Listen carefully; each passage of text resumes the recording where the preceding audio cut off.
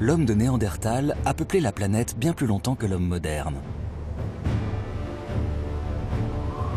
Les Néandertaliens étaient de formidables battants. Ils vivaient dans un environnement sans pitié. Ils ont vraiment dominé l'Europe de la période glaciaire. Chasseurs intrépides, pourvus d'une force exceptionnelle, tailleurs d'outils étonnamment performants. C'est peut-être l'une des techniques les plus efficaces de l'âge de la pierre.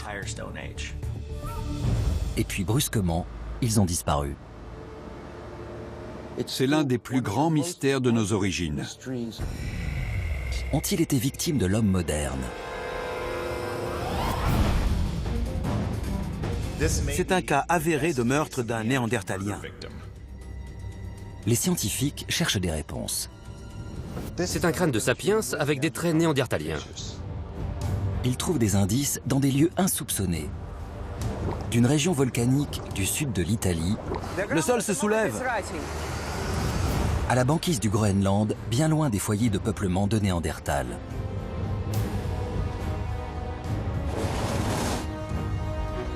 Il y a un amas ici, dans ces couches fines. Un faisceau d'indices fait émerger une nouvelle théorie. Ce n'est pas l'homme moderne qui a causé la perte des Néandertaliens. Voilà la cendre en question. Un cataclysme aurait scellé le sort de cette espèce qui nous ressemblait tant. Et ce qui leur est arrivé pourrait également nous arriver.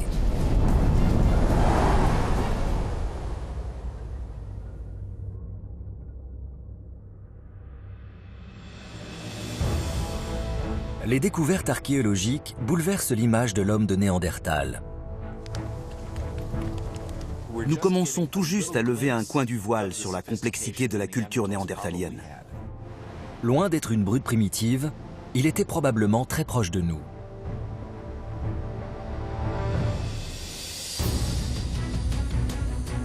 Dans l'un des sites fossiles les plus inaccessibles du monde, des archéologues ont mis au jour les preuves des liens étroits qui unissent nos deux espèces.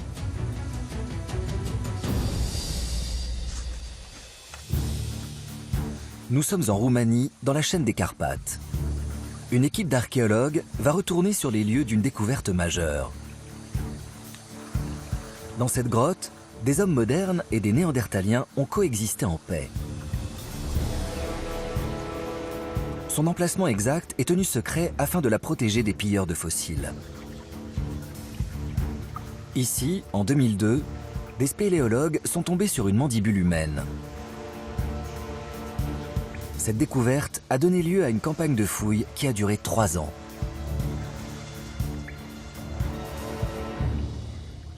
C'est un lieu absolument vierge. Ici, on peut étudier un site complètement neuf qui n'a jamais été perturbé. C'est très rare dans une carrière scientifique.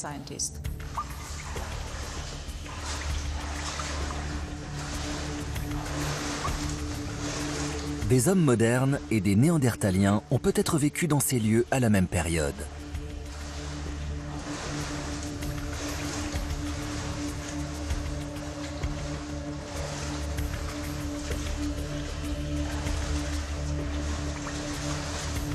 Pour retrouver leurs traces, il faut emprunter des galeries obscures et remonter le lit d'une rivière souterraine.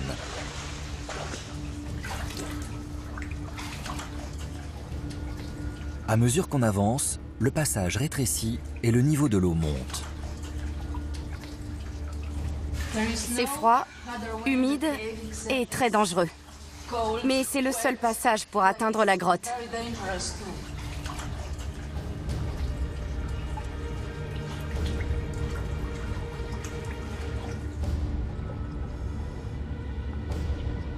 La progression se fait à tâtons dans l'eau trouble.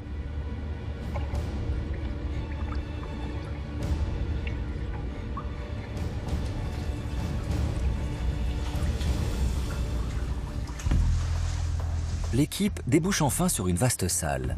Elle est percée de galeries qui ouvrent sur de petites cavités. Les spéléologues font une pause pour s'orienter. Puis la marche se poursuit vers l'emplacement de la découverte.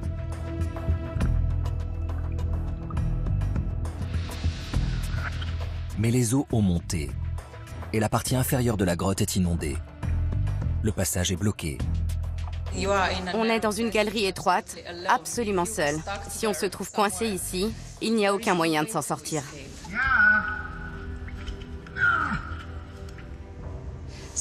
Le moindre pépin et c'est la fin.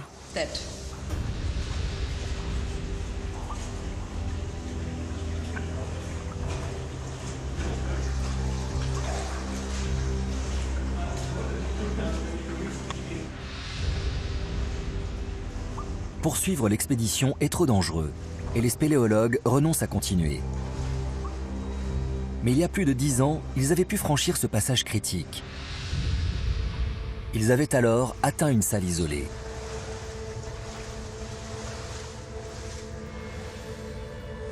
Voici les images de l'expédition de 2003 et de ses découvertes exceptionnelles. Cette salle, cachée dans les profondeurs de la grotte, a été baptisée la caverne aux ossements. Le sol est jonché d'os d'animaux, de restes d'ours et d'autres grands mammifères, les cibles favorites des chasseurs préhistoriques. Il y en a là. On en retrouve d'autres ici. Mais des ossements humains sont éparpillés parmi eux. Ce sont en majorité de petits fragments d'os fossilisés qui datent de 40 000 ans. C'était fabuleux. J'étais émerveillée par la richesse de cette grotte. Les ossements étaient très bien conservés. C'était absolument stupéfiant. Dans un coin sombre, un membre de l'équipe remarque alors quelque chose. On dirait un os humain là-bas. Il s'agit d'un fragment de crâne. C'est le premier élément d'une découverte cruciale. Le crâne, c'était extraordinaire. Il est capital pour l'histoire de l'humanité.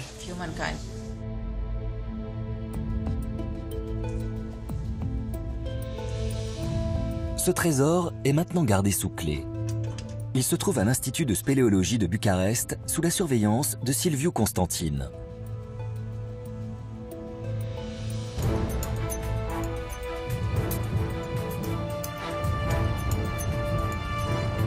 Voici le crâne en entier. Il combine des traits de sapiens et de Néandertal. C'est le genre de découverte qui n'arrive qu'une fois dans la vie. Il était éparpillé en une quarantaine de fragments. Le paléontologue et son équipe ont mis 3 ans à le reconstituer. Il a un visage allongé, ce qui ne se rencontre pas chez l'homme moderne. Les dents sont également différentes. Elles sont trop grosses pour un sapiens. Par leur taille, elles se rapprochent beaucoup plus de celles de Néandertal. Et puis, le trait le plus caractéristique. À l'arrière du crâne, l'os occipital forme cette sorte de chignon. Cette excroissance abrite le lobe occipital, là où est traitée l'information visuelle. C'est la seule aire du cerveau plus grande chez l'homme de Néandertal que chez l'Homo sapiens. C'est typique de Néandertal, pas de sapiens. Il s'agit peut-être du chaînon manquant entre les deux espèces. Cet hybride ouvre la voie à des spéculations de toutes sortes. On peut imaginer que des hommes modernes ont eu des liaisons avec leurs voisins néandertaliens. Ce crâne est la première preuve directe du métissage entre Néandertal et l'homme moderne. Il nous contraint à reposer la question de nos origines et de notre identité.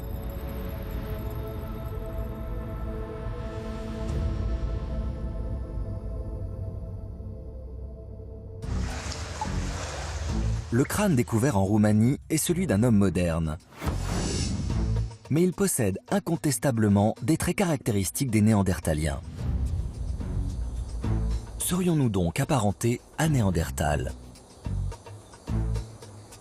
Quels sont nos liens de parenté?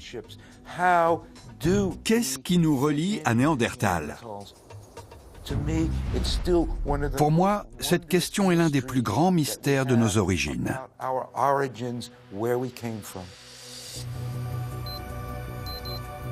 À l'université de Washington, des généticiens recherchent des traces de Néandertal dans notre ADN. L'ADN est une fabuleuse mine d'informations. C'est un peu comme un livre où se trouve consignée toute l'histoire de notre lignée. Le défi, c'est d'interpréter les mots écrits dans ce livre. Les longs rubans d'ADN enroulés dans nos cellules déterminent et conditionnent nos traits. Le génome constitue l'ensemble de notre matériel génétique. Le génome contient le développement de notre corps, toute la physiologie de notre organisme. C'est ce qui fait qu'un humain est un humain et un néandertalien un néandertalien. En 2010, des chercheurs ont dressé la carte du génome de Néandertal. Ils l'ont ensuite comparé à celui de l'homme moderne. L'étude a livré des conclusions pour le moins surprenantes. En fait, à l'exception de l'Afrique, toute l'humanité a des ancêtres néandertaliens. La proportion varie un peu en fonction des populations, mais en moyenne, elle constitue entre 1,9% et 2,1% du génome d'un individu. Néandertal continue de vivre à l'intérieur de nos cellules. Et c'est par hybridation que nous avons hérité de ces séquences. Elles ne viennent pas d'un ancêtre commun vieux de 500 000 ans. Cette hybridation pourrait remonter à 60 000 ans, l'époque des premiers contacts entre les hommes anatomiquement modernes et les néandertaliens. Les descendants de ces hybrides se sont dispersés. Ils ont fini par coloniser la majeure partie de la planète. Mais de même que les néandertaliens, ils ne sont jamais retournés en Afrique. En Afrique, on ne trouve pas de traces d'ascendance néandertalienne. Avec son équipe, Joshua Eki a traqué systématiquement tous les gènes hérités de Néandertal.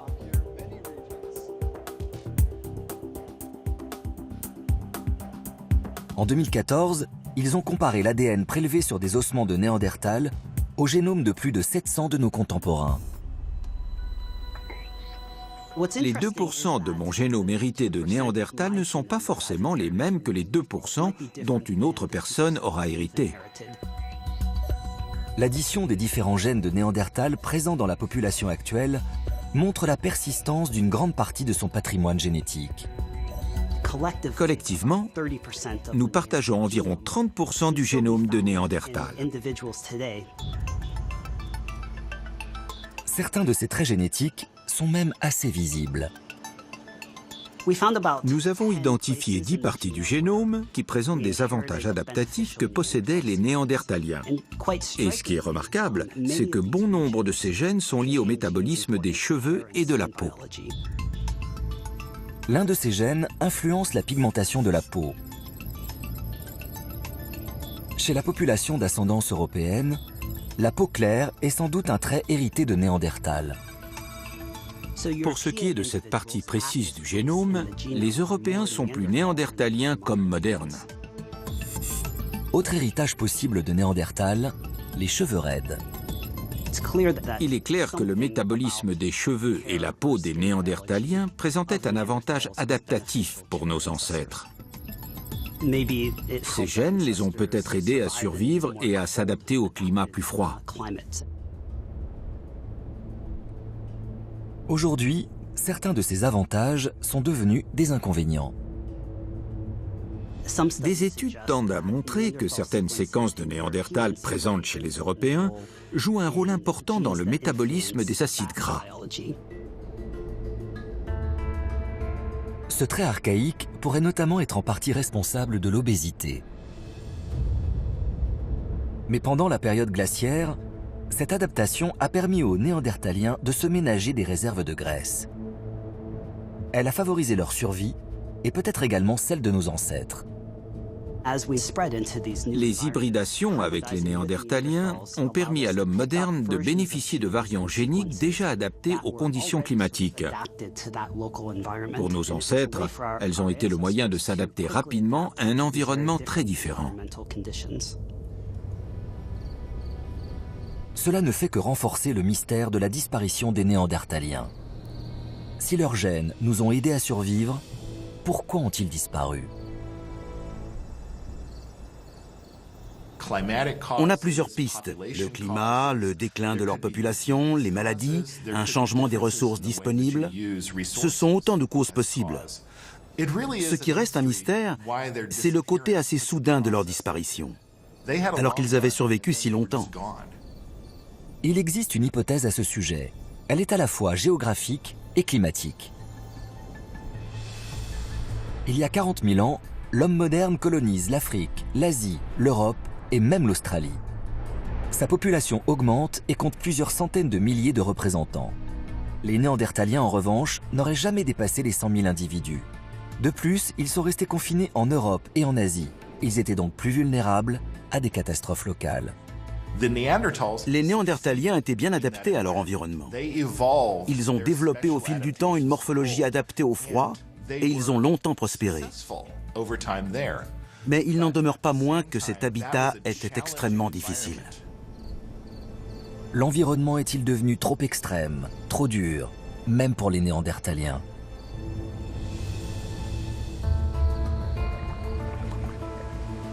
Ce lac, situé près de Daun, en Allemagne, est un maar, un cratère volcanique rempli d'eau. Sa couche de sédiments contient la mémoire de 100 000 ans d'histoire environnementale. Les paléoclimatologues de l'université de Mayence ont pratiqué un carottage jusqu'à 30 mètres dans la couche sédimentaire.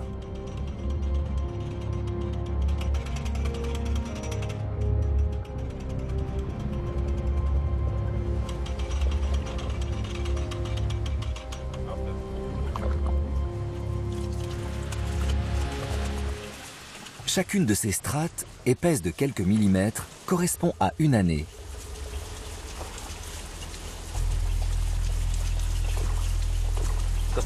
La particularité de ces échantillons, c'est qu'il n'y a pas d'oxygène au fond du lac. Et les sédiments ne sont donc pas perturbés. On peut analyser chaque couche avec une grande précision et même reconstituer le climat année par année.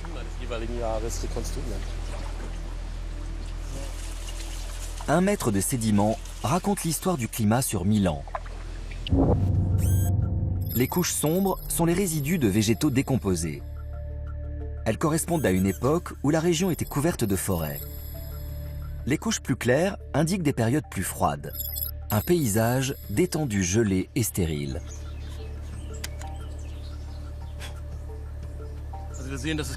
Nous voyons ici des changements climatiques rapides. En une décennie, on passe d'une période chaude à une période froide. Ici, les Néandertaliens vivaient dans un paysage de vastes forêts. Et puis la steppe s'est imposée.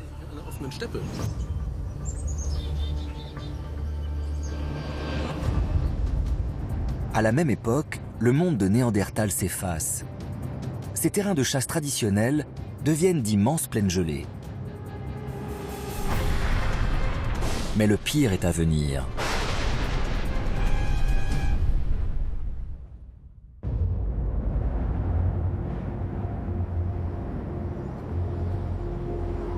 Il y a 40 000 ans, le continent européen subit une fluctuation climatique majeure.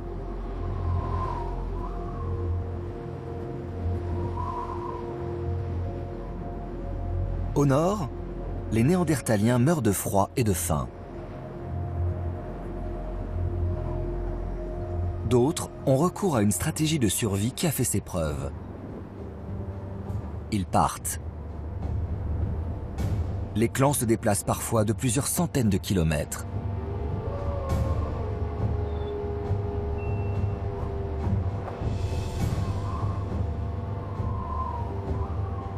Privés d'abri naturel, ils confectionnent des tentes en peau de bête. Leur morphologie et les savoir-faire acquis en 300 000 ans d'existence leur permettent de subsister dans ce monde glacé.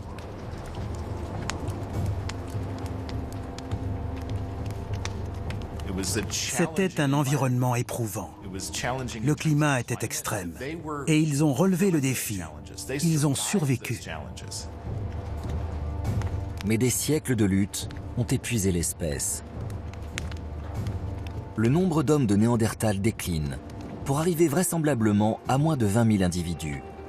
Un seuil critique. Mon hypothèse est que la population néandertalienne était probablement très dispersée et très réduite. Cette situation rend vulnérable à toutes sortes d'événements, y compris des catastrophes comme des éruptions volcaniques ou des tsunamis, si l'on se trouve près des côtes. Sur une population en si petit nombre, l'impact peut être important. Des éruptions volcaniques ont à maintes reprises changé le cours de l'histoire.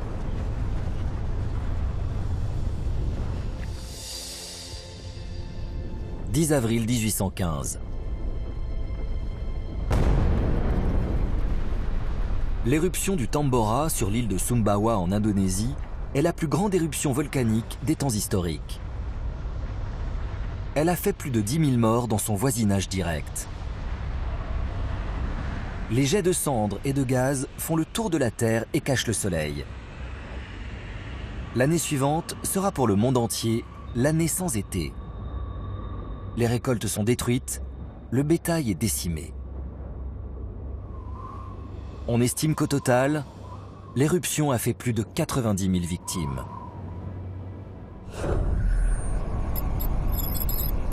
Le lac Ilopango au Salvador. En l'an 535 de notre ère, une éruption volcanique enterre 10 000 km² sous plus d'1 mètre de cendres. Pendant 10 ans, aucune culture n'est possible. La catastrophe manque d'entraîner l'effondrement de la civilisation maya. Mais la planète et notre lignée ont connu pire encore.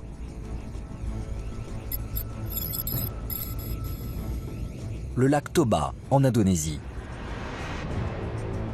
C'est un supervolcan, un tueur à l'échelle planétaire. Ces eaux tranquilles recouvrent une caldeira de 1100 km².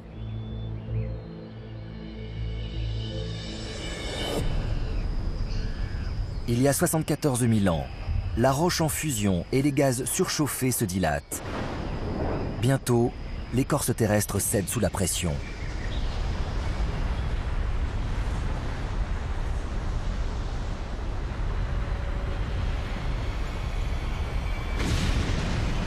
L'explosion produit un nuage en forme de champignon composé d'acide sulfurique et de gaz. Il est 100 fois plus important que celui du mont Tambora. Cette catastrophe a modifié le climat et probablement anéanti les foyers de peuplement locaux. Les cendres se répandent sur toute l'Asie, la péninsule arabique et jusqu'en Afrique. À plus de 2500 km de là, l'Inde est enterrée sous plusieurs mètres de débris. L'éruption du mont Toba a sans doute causé un refroidissement global de plusieurs centaines d'années aux conséquences catastrophiques. Une population parfaitement adaptée génétiquement peut disparaître du jour au lendemain à la suite d'une éruption volcanique. Et il n'y a pas de retour possible. Une éruption volcanique a-t-elle scellé le sort des Néandertaliens ?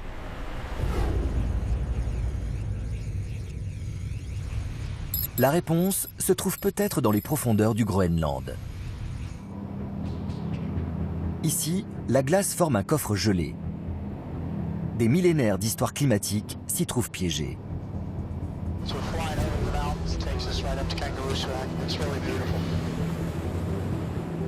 Le centre de recherche de Summit Camp n'est accessible que par avion militaire. Il est situé au sommet d'une montagne de glace à 3000 mètres d'altitude.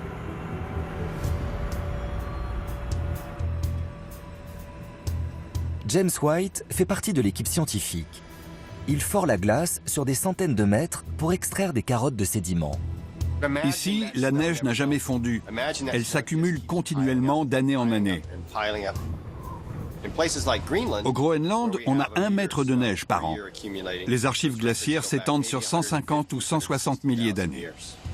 C'est une période assez longue pour nous donner un bon aperçu de l'environnement auquel les Néandertaliens étaient confrontés.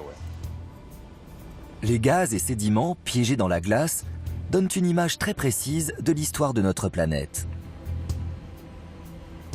Nous mesurons la température, la quantité de poussière dans l'atmosphère et la composition de celle-ci, le niveau de méthane et de CO2. Lors d'une éruption volcanique majeure, de la cendre se répand dans l'atmosphère, ainsi que du sulfate. Et si une partie de ce sulfate retombe sur une région comme le Groenland, on va alors pouvoir le mesurer et confirmer l'hypothèse d'une éruption à cette période.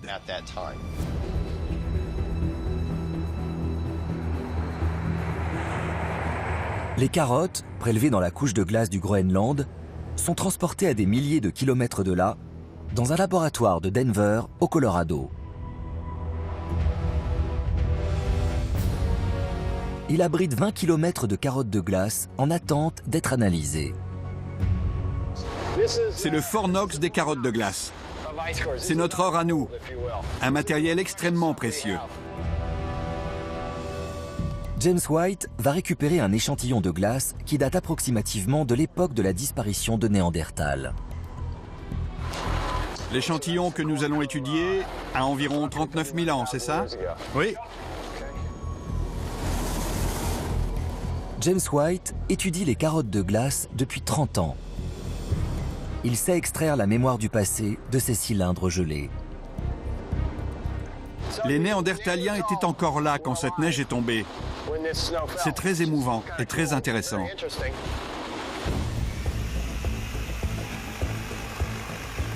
Cendres, éclats de roches volcaniques, composés sulfurés. Tout ce qui porte la marque d'une éruption peut se trouver piégé dans cet échantillon de glace.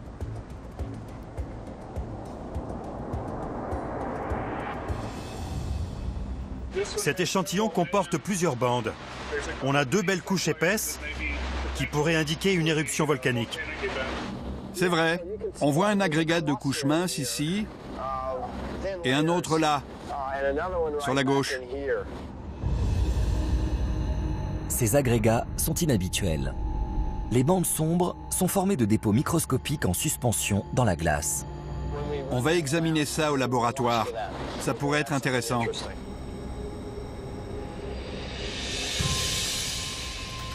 Au laboratoire, la carotte est dégelée couche par couche. Nous traitons la neige tombée semaine par semaine, mois par mois, année par année. Puis on met tout dans la machine pour l'analyser. C'est un peu comme si on feuilletait un livre page par page. Dans le cas présent, 10 cm correspondent à peu près à une année. C'est donc une archive très précise. Les particules et les éléments chimiques piégés dans la glace vont parler. J'imagine que les Néandertaliens auraient été très surpris par ce qu'on voit ici. Mais ils auraient été encore plus étonnés que nous sachions ce qui allait leur arriver. La glace livre enfin un secret bien gardé. Les résidus d'une éruption volcanique. On ne voit pas de cendres au Groenland, mais on a le sulfate issu de l'éruption. Et on sait que la période correspond exactement à ce grand refroidissement indiqué ici dans la carotte. Cet élément se rapporte clairement à une gigantesque éruption. Cette éruption volcanique a certainement été l'une des plus importantes en 200 000 ans. La période a dû être très difficile pour les êtres vivants. Cette éruption peut-elle expliquer la disparition de l'homme de Néandertal?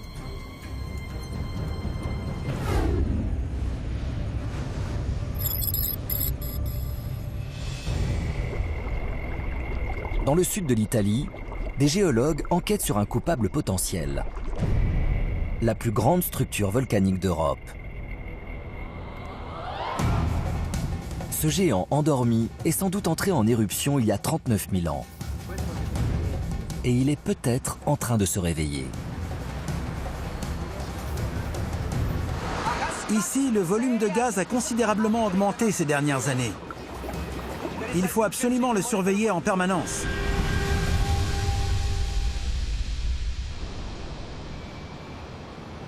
La ville de Naples repose sur un sous-sol en mouvement. La haute stature du Vésuve se dessine à 2 km. Mais ce n'est pas lui qui menace les 4 millions d'habitants de la région. Une zone volcanique beaucoup plus grande et dangereuse gronde sous leurs pieds. Les champs Flégréens. C'est une caldeira qui mesure 13 km de diamètre. Elle est en grande partie cachée sous la surface de la Méditerranée. Il s'agit probablement d'un supervolcan. À l'Institut de géophysique et de volcanologie de Naples, le monstre est sous haute surveillance. Les marégraphes mesurent avec précision le niveau des fonds marins.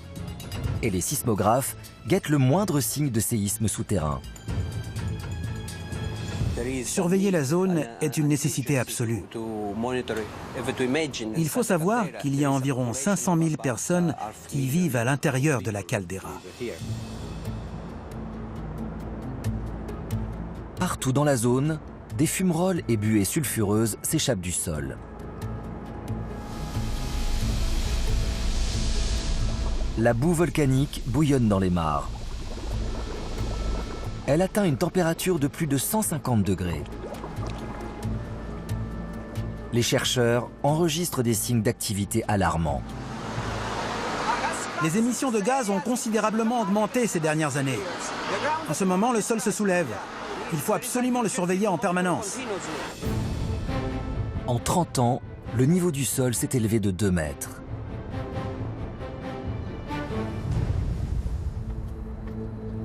L'activité du volcan a déjà obligé des habitants à quitter les lieux. Suivez-moi. Je vais vous montrer un phénomène très intéressant. Dans ce bâtiment abandonné, on voit à quel point ces composés sulfurés sont agressifs. Le soufre et le gaz se sont infiltrés dans le plancher et les murs de cette maison. C'est à 90 degrés. Non, davantage. 100 degrés. D'autres signes sont plus inquiétants encore.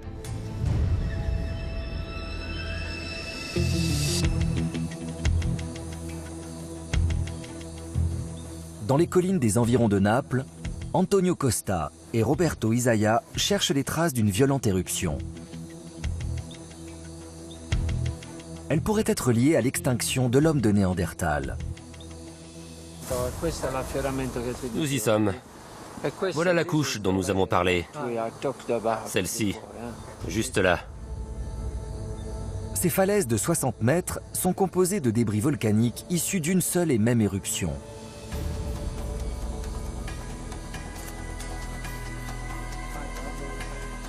Leur hauteur témoigne de la puissance de l'explosion.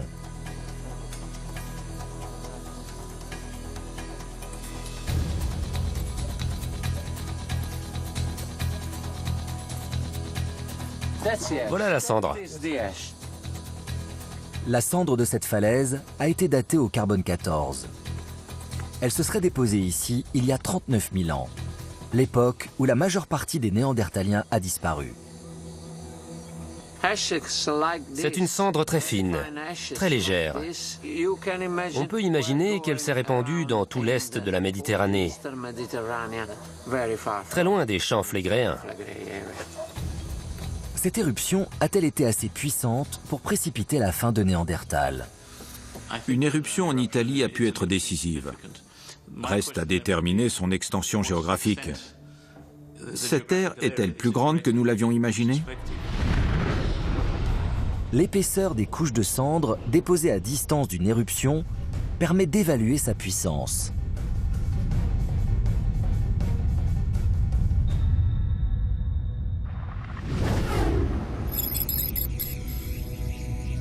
Direction la Roumanie, à 1100 km de Naples. Daniel Verres recherche des cendres issues de l'éruption des champs flégréens.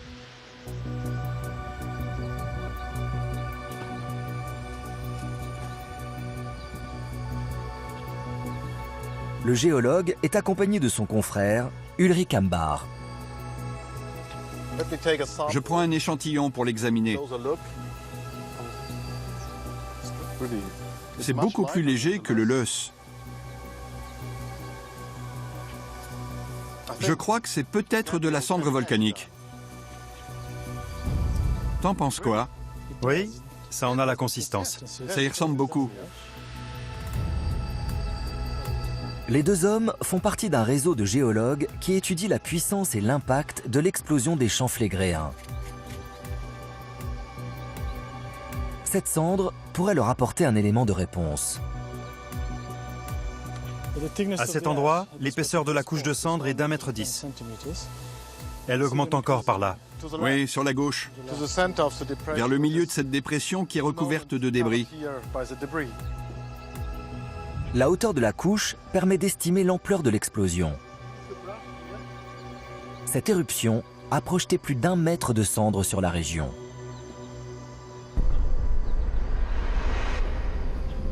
C'est une découverte inattendue. L'éruption à l'origine de ce dépôt a dû être d'une très grande intensité. On sait que l'éruption des champs flégréens a été la plus forte sur une période de 200 000 ans. S'il s'agit ici du même événement, comme on le pense, c'est la preuve que cette éruption a été sans doute encore beaucoup plus puissante qu'on le croyait.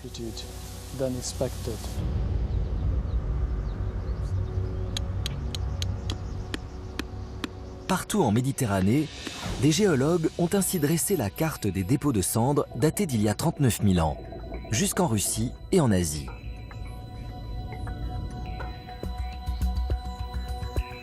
Les échantillons prélevés sont envoyés à l'université de Bayreuth en Allemagne. Ulrich Ambach va les analyser pour déterminer leur provenance. Les cendres volcaniques ont une empreinte chimique unique. Celle-ci est spécifique à chaque éruption volcanique. Un microscope électronique à balayage va permettre de déterminer la composition précise de chaque échantillon. Nous sommes très curieux de voir si les résultats montrent qu'il s'agit bien de l'éruption en Italie. Le résultat de l'analyse est clair. Tous les échantillons ont le même profil chimique. Un profil qui renvoie à une seule et même éruption, l'explosion des champs flégréens. C'est la même chose pour tous les sites qui ont été explorés par nous et par nos collègues, de la Russie jusqu'à la Libye. Ces analyses montrent l'ampleur terrifiante de l'explosion. L'éruption a émis des cendres sur 3 continents. Le nuage a assombri de vastes portions du territoire des Néandertaliens.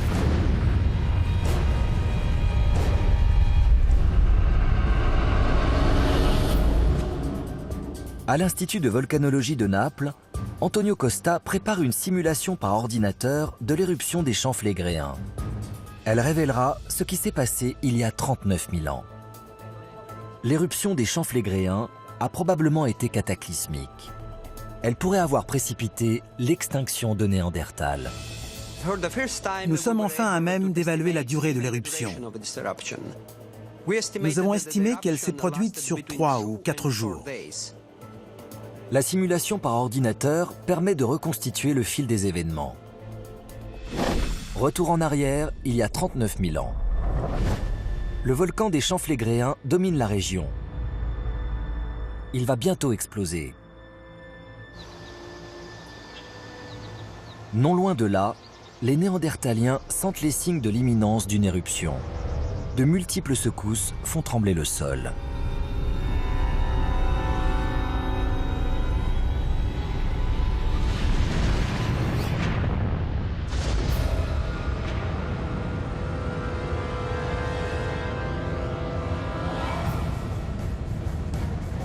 L'Europe n'a pas connu pareille explosion en 200 000 ans.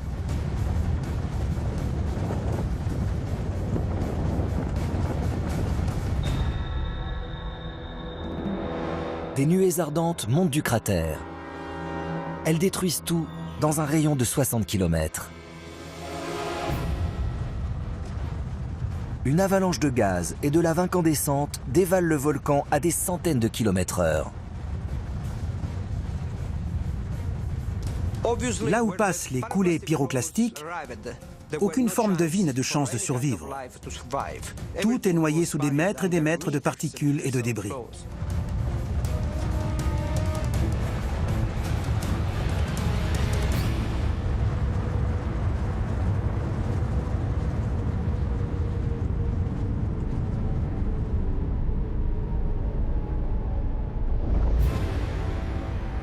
Un nuage en forme de champignon fait de gaz et de débris surchauffés, s'élève dans l'atmosphère. Une épaisse couche de cendres s'étale sur le sud et l'est de l'Europe. En quelques jours, le nuage s'étend au Moyen-Orient et à l'Asie centrale. Les populations d'hommes modernes sont dispersées tout autour du globe. Mais les hommes de Néandertal ne sont présents qu'en Europe et en Asie centrale, les régions les plus touchées par l'explosion. Ils n'ont presque aucune chance d'échapper aux conséquences du cataclysme. 4 millions de kilomètres carrés ont été recouverts par un demi-centimètre de cendres.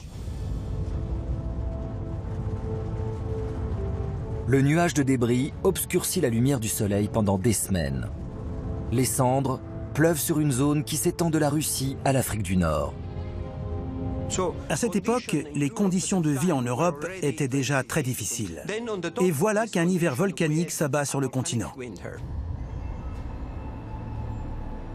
Dans la zone critique, les Néandertaliens et les hommes modernes affrontent une mort lente et atroce.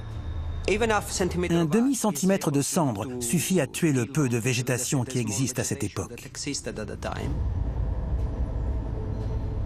La cendre prive les plantes de lumière. Elle contient aussi de fortes quantités de fluor, un élément chimique mortel pour les végétaux. Quand la végétation meurt, les animaux meurent et les hommes sont privés de ressources. Beaucoup de Néandertaliens dépérissent et meurent lentement de faim. D'autres montrent des symptômes d'empoisonnement au fluor, une fatigue chronique, des nausées et pour finir, la mort. Les premiers touchés sont les enfants et les vieillards. Mais l'espoir de survie des plus robustes est tout aussi mince. Les vastes forêts où l'homme de Néandertal a vécu pendant des millénaires ne sont plus qu'un souvenir. Il n'y reste plus que les membres agonisants d'une espèce condamnée. En Europe de l'Est, il a fallu attendre au moins un siècle pour que l'écosystème se régénère. Les hommes modernes et les Néandertaliens disparaissent d'une grande partie de l'Europe.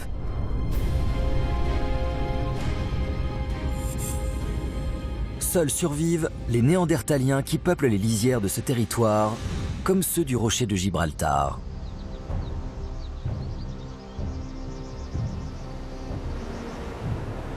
Ils vont s'y maintenir encore 15 000 ans, sans savoir qu'ils sont les derniers de leur lignée. Ils ont continué à vivre du mieux qu'ils pouvaient. Leur population a peu à peu décliné et un beau jour, ils ont disparu. Ils ont laissé derrière eux les vestiges que notre espèce a découverts.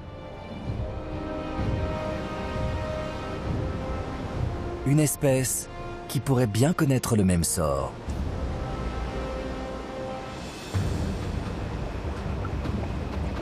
« 39 000 ans après cette éruption catastrophique, les champs flégréens restent menaçants. Une nouvelle super-éruption ne semble pas à craindre dans un avenir proche. Mais si cela arrivait, elle pourrait décimer notre continent. Les volcanologues sont en alerte rouge. Depuis peu, on a une plus grande proportion de composants magmatiques dans les gaz. Nous les contrôlons régulièrement tous les 15 jours. Même ceux qui vivent loin de ce monstre ont tout lieu d'être inquiets. Ce n'est pas le seul supervolcan en activité, ni le plus dangereux. Il en existe 23 sur la planète. Ils menacent les populations de presque tous les continents. Le plus puissant de tous se trouve aux États-Unis. À l'échelle géologique, son explosion est imminente. Nous sommes dans le nord-ouest du Wyoming et des États-Unis. Le parc national de Yellowstone s'étend sur près de 9000 km². Cet immense territoire préservé abrite une faune et une flore extraordinaires et de fabuleuses merveilles naturelles. Le parc contient la moitié de tous les geysers du monde. Ils trahissent les forces violentes qui bouillonnent sous la surface. C'est le plus grand supervolcan en activité du monde. En un peu plus de 2 millions d'années, Yellowstone a connu 3 éruptions. 2 d'entre elles au moins peuvent se ranger parmi les super-éruptions, et peut-être même les 3. Les géologues estiment que ce volcan entre en éruption tous les 600 à 800 000 ans. La dernière s'est justement produite il y a 640 000 ans.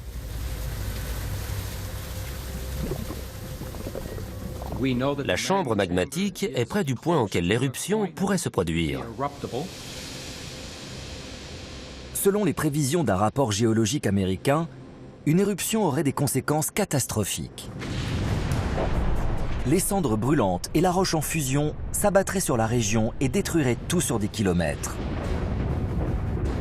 Des milliards de tonnes de particules et de scories seraient projetées dans l'atmosphère. Un immense nuage noir se déplacerait sur plus de 5000 km. Une grande partie de l'Amérique du Nord serait enveloppée dans un manteau de cendres. Une super-éruption bouleverserait littéralement la physionomie de l'Amérique du Nord. La cendre envahirait absolument tout le territoire. La réparation des infrastructures atteindrait des coûts si exorbitants qu'il faudrait établir de strictes priorités. Voilà quelques-unes des conséquences aisément prévisibles. Partout, les récoltes et le bétail seraient perdus. L'Amérique du Nord serait privée de nourriture. Des composés sulfurés toxiques empoisonneraient les réserves d'eau.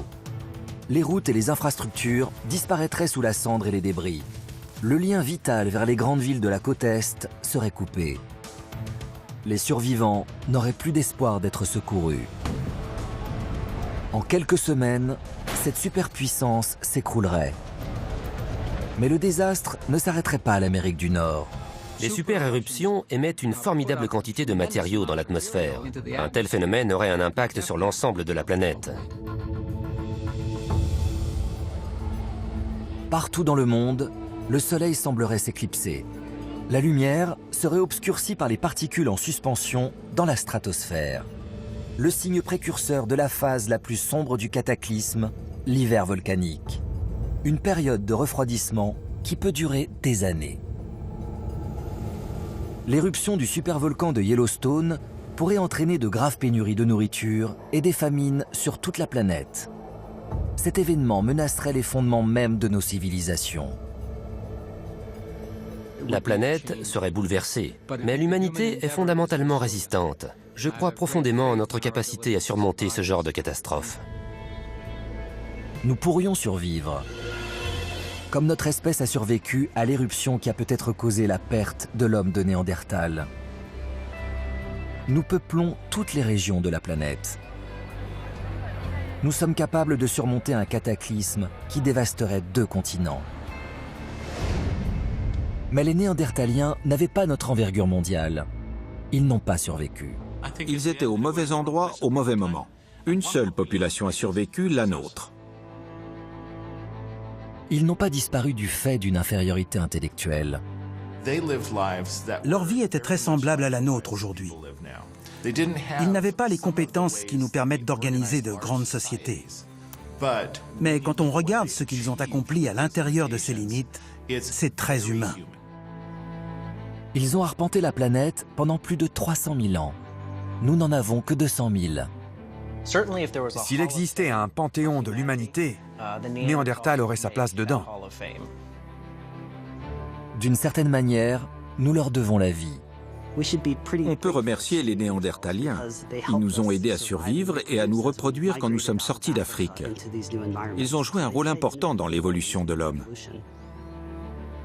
Et leur patrimoine continue de vivre en nous. Nous pourrions dire que nous avons rencontré Néandertal. C'est nous.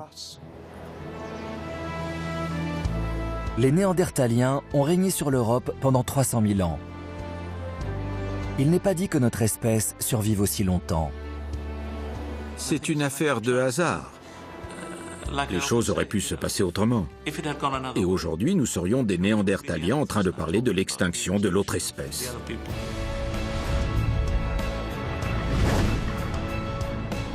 Je ne crois pas que nous serions capables de reconnaître un Néandertalien dans la rue. Ils seraient sans doute parfaitement adaptés à notre société. Et ils réussiraient probablement mieux que nous dans certains métiers. Nous sommes désormais la seule espèce humaine de la planète. Mais Néandertal vit toujours dans notre ADN. Peut-être renforce-t-il notre capacité à relever les défis de la vie sur Terre et à survivre alors qu'il a péri.